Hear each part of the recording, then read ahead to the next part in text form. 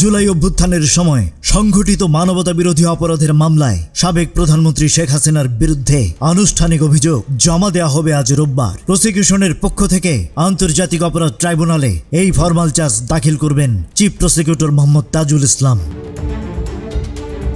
আনুষ্ঠানিক অভিযোগ দাখিলের এই প্রক্রিয়া ট্রাইব্যুনালের অনুমতি সাপেক্ষে বাংলাদেশ টেলিভিশনে সরাসরি সম্প্রচার করা হবে।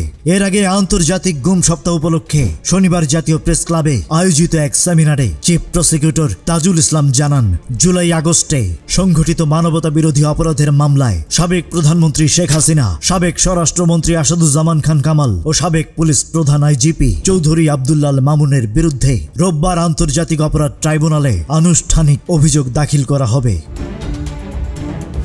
এই সময় তিনি বলেন, ডিসেম্বরের মধ্যেই জুলাই আগস্টের হত্যাকাণ্ডের বিচার দৃশ্যমান হবে।